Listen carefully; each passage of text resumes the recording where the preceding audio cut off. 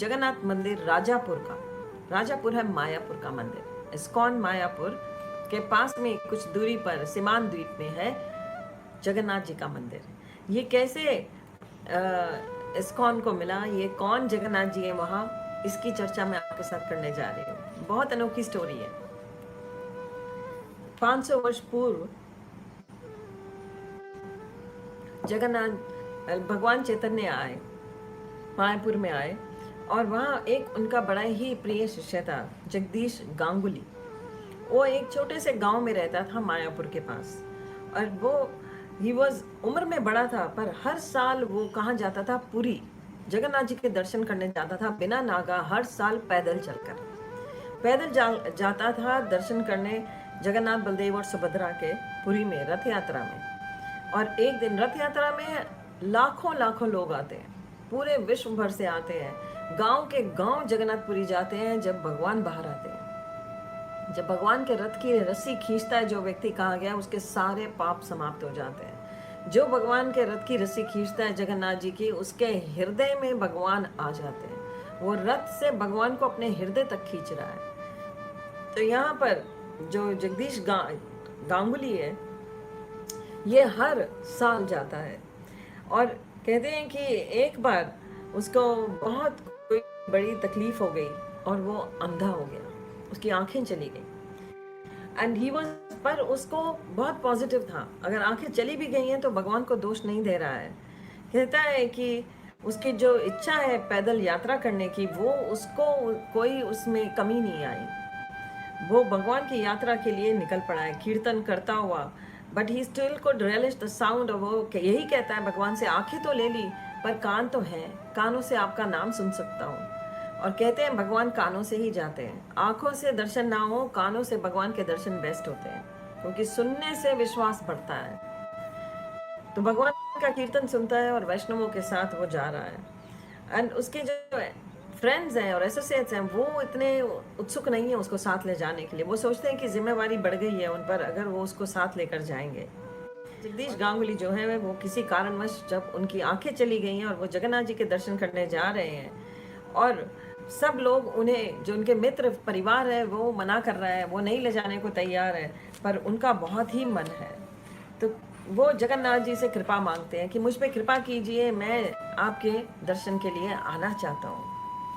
एक दिन उनके सपने में जगन्नाथ जी आए। जगन्नाथ जी ने कहा कि तुम रोज गंगा जी में स्नान करते हो, तुम कल भी गंगा जी में स्नान करने जाना, तो तुम्हारे सर पे एक लकड़ी जो है तैरती हुई आएगी, वो छुएगी तुम्हें और तुम्हारी आंखें वापस लौट आएंगी। और उस लकड़ी के तने को तुम बाहर निकाल लेना। उस लकड़ी के तने को बाहर निकाल कर क्या करना, उसका तुम, कुछ ही दूरी में एक मेरा और भक्त है, पर उसे क्या हो गया है, उसे कोढ़ की बीमारी हो गई है, उसके हाथ जो हैं उंगलियां गिर गई हैं। उसके पास ये ले जाना ना पेड़ का, और उसको कहना कि इसमें से मेरे विग्रह बनाए, और वो ऐसा करेगा तो उसका कोढ़ ठीक हो जाएगा। बिल्कुल जगदीश गांगुली जो है वो ऐसा ही करते हैं। वो सुबह स्नान करने गंगा जी पर जाते हैं, जैसे ही सर पानी में डालते हैं, एक लकड़ी का तना बहता हुआ आता है और उनके सर को छूता है और उनकी आंखें लौट आती हैं। वो देखना आरम्भ हो जाते हैं वो, और फिर वो जो लकड़ी का तना है निकाल कर उस कोड़ी, जिसको कोढ़ था, उसके पास पहुंच जाते हैं। जैसे भगवान ने बताया था, ठीक उसी स्थान पे उनको वो मिलता है। उसको वो लकड़ी का तना देकर कहते हैं, इसमें से जगन्नाथ जी, बलदेव और सुभद्रा बनाओ। तो वो उसको कहते हैं कि इसमें से डेटी कंप्लीट करो, जगन्नाथ जी के विग्रह बनाओ। सो वो मना करता है। वो कहते हैं मैं कैसे बना सकता हूँ, मेरी उंगलियां ही नहीं है। वो कहते हैं तुम बनाओ, तुम ठीक हो जाओगे, क्योंकि जगन्नाथ जी ने कहा था वो मना भी करे तब भी तुम मुझसे बनवाना। ये बहुत उसके वहीं पर रहने लगता है, उसी के पास में ही अपनी झुग्गी बना लेता है और वहीं रहता है, और उसे कहता है कि अपनी झोपड़ी बनाकर कि मैं यहीं रहूंगा, तुम्हारी मदद करूंगा, तुम बनाओ इसको। वो रोते हुए, उसके आंखों में आंसू बह रहे हैं, उसके हाथों से खून बह रहा है, वो विग्रह बनाता रहता है। तो जगदीश जो है गांगुली, वो वहीं रहते हैं, और धीरे धीरे जैसे ही उसका वो कार्य बन जाता है, डेटीज तैयार हो जाते हैं। Finally the deity was completed, and to his amazement the devotee जिसने बनाए हैं, उसके हाथ वापस आ जाते हैं, उसके हाथ ठीक हो जाते हैं। का कोड चला जाता है। और अब बड़े ही भाव के साथ कहते हैं, pomp and celebration, Lord Jagannath was carried to the present site of the temple and his worship was established there.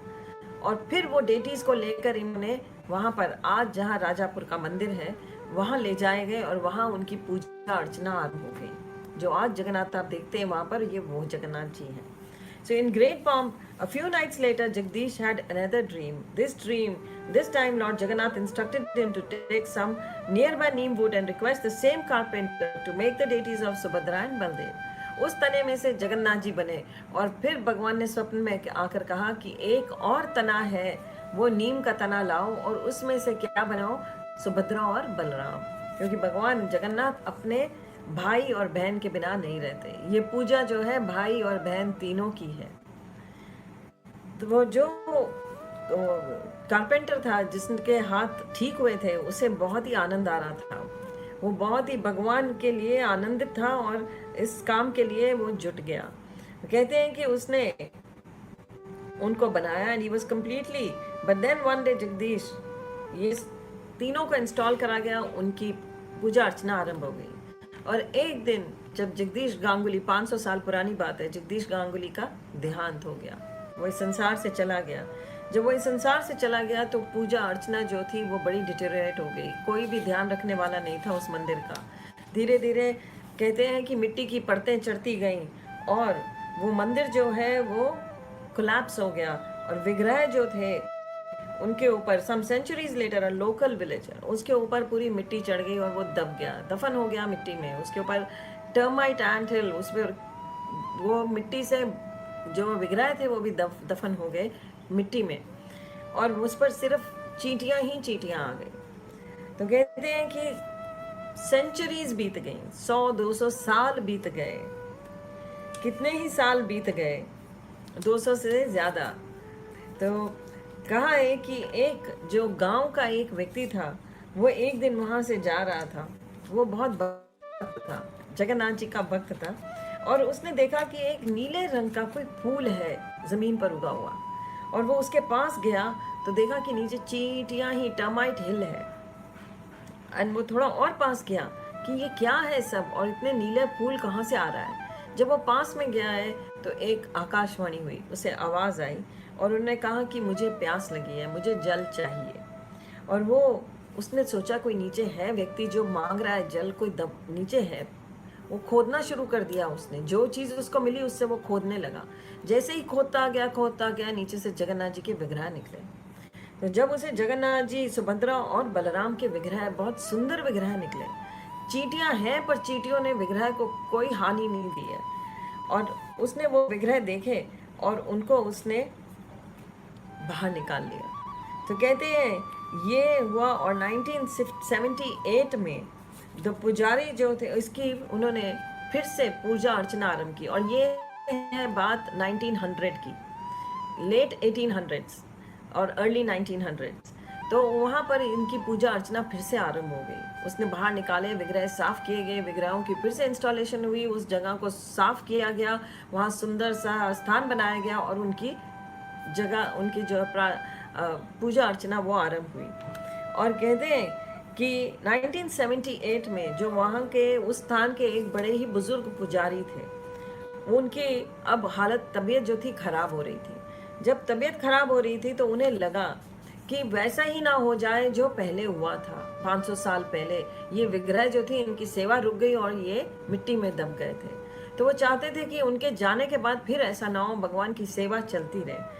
तो उन्होंने उस प्रॉपर्टी को, वो जगन्नाथ जी को क्या किया, इस्कॉन को दान में दिया। वो इस्कॉन के पास आए और उन्होंने कहा कि ये मंदिर आप हमारे से ले लीजिए, मेरे से, और आप सेवा कीजिए।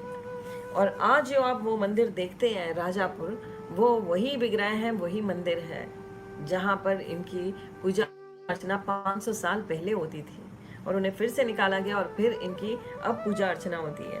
सो गौर पूर्णिमा वाले दिन 1978 में ये कहा गया है कि ऑस्पिशियस ट्रांजैक्शन हुआ and beautiful new temple has since been constructed for their lordship's pleasure. इसके दर्शन हम जब मायापुर जाते हैं, सब लोग भक्त जाते हैं तो ज़रूर वहाँ पर दर्शन करते हैं, कीर्तन करते हैं।